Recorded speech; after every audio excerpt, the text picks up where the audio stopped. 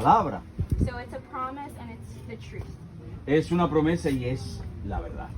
Proverbs 31, 10 through 12 talks about this. Proverbios 31 del 10 al 12 habla acerca de él. And Chelsea's going to read the verse. Hola, Coastal Christian. Hola, Coastal Christian. Sí, sí. Hola, Coastal Christian. Hola, Coastal Christian. Dale. Come on. Proverbios 11. I have a question. Tengo una pregunta. When was the last time ¿Cuándo fue la última vez that you shared the gospel with someone? que compartiste el evangelio con alguien? Was it a week ago? ¿Fue acaso hace una semana?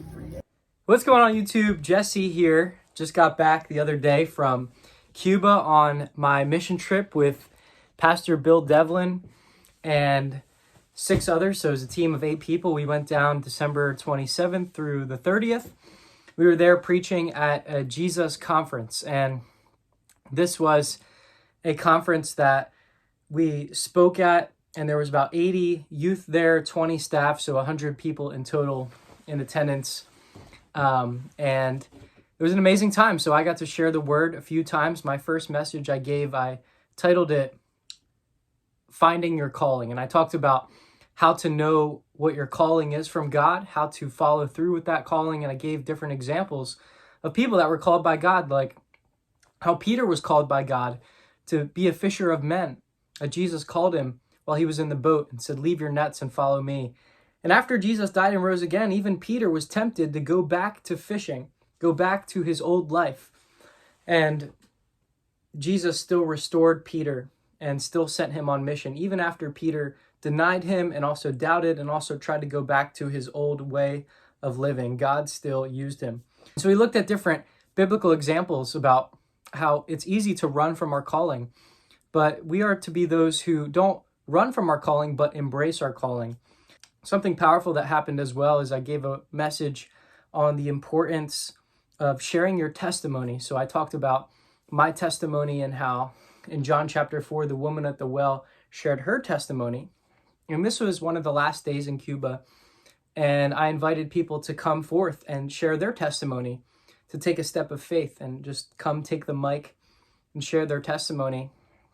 And as I did that, no one was coming forward. So I was kind of like, hey, come on, don't be afraid. And it was just crickets, awkward silence. And I felt a little embarrassed for a moment, like no one's coming up. I'm trying to get people to come up and share. And I kept praying in my heart. And all of a sudden, after about a minute of waiting, someone comes forward, shares a short testimony. His name is Juan. And Juan shares.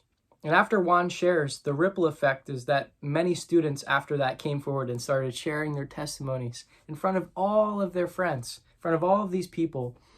And God was moving powerfully. One woman came up and shared and was crying, and the Holy Spirit was moving. So God is on the move in Cuba. Cuba needs your prayers. Cuba is a dying nation. Right now, the birth rate in 2024 has been lower than it's been since the 1950s because everyone's fleeing Cuba to come to America. So we were encouraging the Cubans to not just try and flee the issues, but stay and be a light in Cuba and stay and shine the gospel, and also to go on a mission to countries that need the gospel, that they don't have the access that America does. So we were encouraging them to be on mission. Pastor Bill gave some powerful messages about the importance of living a sacrificial life. He talked about how Christ sacrificed his life for us on the cross. Therefore, we should sacrifice our lives for him. He shared stories of how he ministers to the persecuted church in Nigeria and how the Nigerian Christians have been persecuted. About 22 Christians in Nigeria die every single day. He told the story of someone who wouldn't deny Christ, and the terrorist, Boko Haram, would put a gun into his nose, give him 3 chances to deny Christ.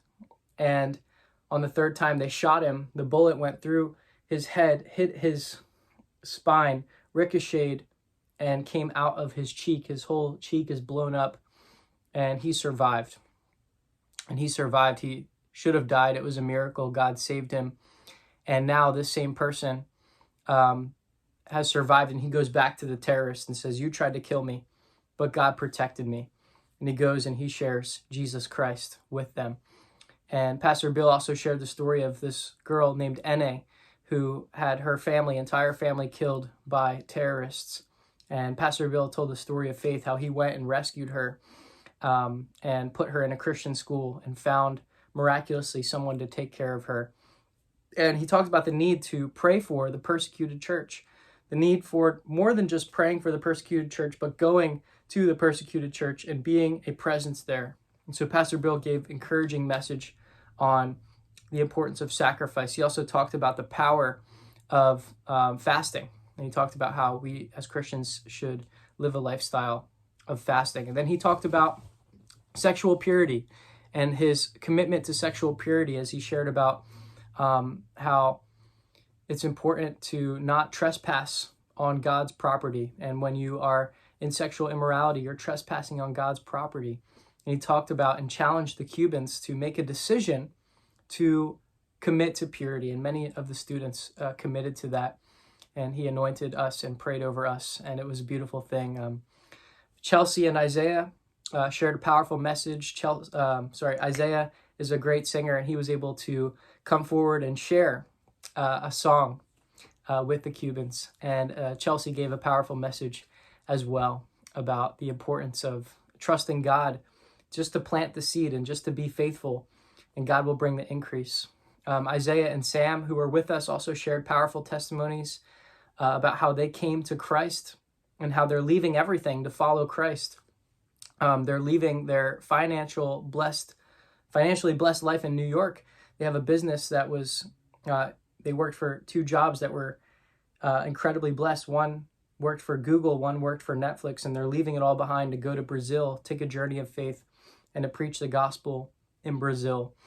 And God is moving in their midst. And my girlfriend Ellie was there as well, and she shared a message for the women specifically on how to be a mature Christian woman. She looked at Proverbs 31 and talked about the importance of your character, the importance of focusing on fearing the Lord above beauty, because the ladies can struggle sometimes with thinking all about how they look, how they're perceived, instead of what's more important, which is their character and what's in their heart.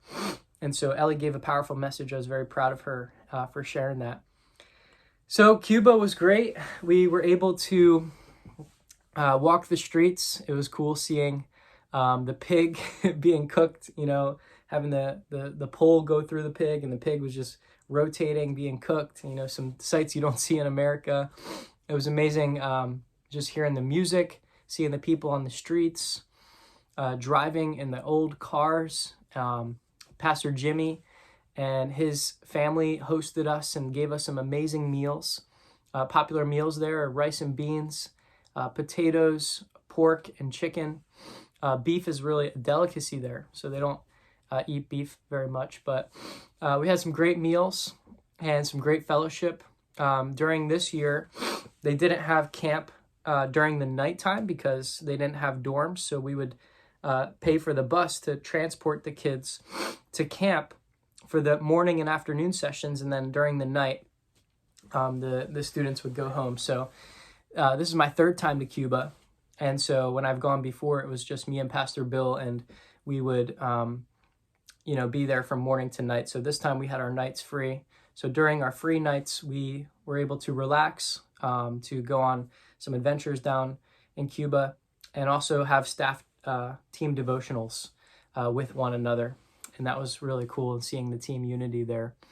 And it was an amazing time. We had just some great interactions with the students. There was one student who was questioning his salvation, and we were able to really talk to him and pray for him and talk to him about, receiving Jesus into his heart, and, just being present with him about the struggle to know if you're saved or not, and feeling the presence of God. And Some of the students spoke very good English, and that was a blessing to be able to communicate, but most of them speak Spanish, so it was a little bit tough with the communication.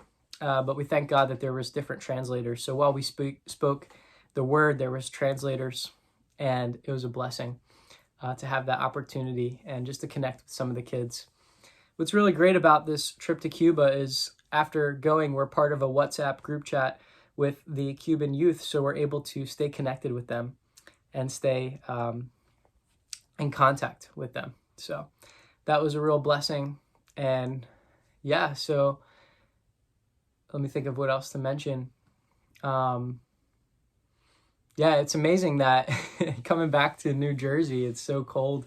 It's December 27th through 30th is when we went. And while we're there, it's so warm. You know, we're wearing shorts and a t-shirt where, you know, you come back to New Jersey and you're in a jacket, long pants, long sleeve shirt because of the weather. And it's just so cool to be in a warm climate and just to have that opportunity. And this was an amazing mission. And I feel it was very fruitful. I'm hoping to go back again in August, so I'm praying about that currently. And I'm really thankful to be able to minister all over the world. And in Cuba right now, the big crisis is that everyone's leaving Cuba. So the church is dying out. Pastors are leaving their congregations. So Cuba needs your prayers. The average Cuban woman has about 5 abortions in her lifetime because abortion is free there. And a popular religion in Cuba is Santeria, which is also known as witchcraft mixed with Catholicism. Santa means worship of the saints. So you'll see these people in Cuba walk around dressed in all white, practicing witchcraft and being paid to put curses on people. And it's kind of shocking to see that, even seeing little kids wearing all white, practicing witchcraft. And so we know that the power of Jesus is greater. So Cuba needs the power of Jesus. Cuba needs the love of Christ right now. And I'm thankful to be a part of that opportunity. So could use your prayers for wisdom for what the next trip in August is going to look like for the Jesus festivals. And God is doing great things. So I'm going to put some pictures and videos in so you can watch those as well. So thanks for listening.